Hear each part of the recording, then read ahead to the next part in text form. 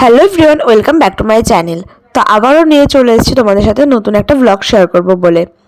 তো এটা হচ্ছে কালী পুজোর পরের দিন। এখানে অদ্রিজা আর হচ্ছে একটা বোন এসেছিল। তো ওরা দুজন মিলে মনাকে এখানে দোলনা দেবে বলে দোলনা দিচ্ছিল।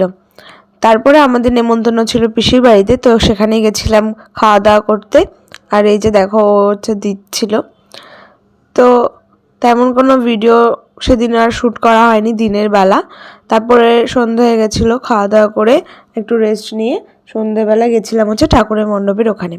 তারপরে দিদি আর রদ্রিজা এসে বললো যে একটুখানি কালীতলা থেকে ঘুরে আসি। আর ও ঘোরা মানেই এরকম সেই এটাকে কি বলে, যাই হোক বুলবুলি না কি বলে ওটা কেনা।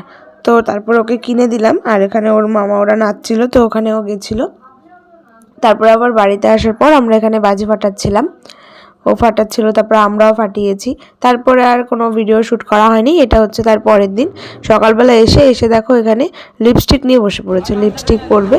তারপর আর কোনো ভিডিও শ্যুট করা হয়নি। রাতের বেলা এখানে ও বলছে, এটা ওর মামা আর কি, আমাদের পাড়ায় বাড়ি, বলছে কি যে বুবু কিনে দাও, যে কালকে যেটা কিনে দিয়েছে ওটা কিনে দিতে বলছে ওকে।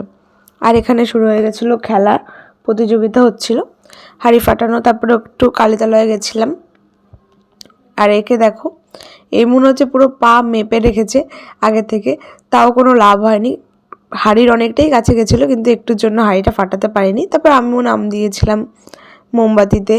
আর এখানে মাত্র আমি 4টে মোমবাতি ধরিয়েছিলাম, আর এই মিউজিক্যাল চেয়ারে নাম দিয়েছিলাম, কিন্তু সেটা আর বলে লাভ নেই, প্রথম রাউন্ডে আমি আউট হয়ে গেছি।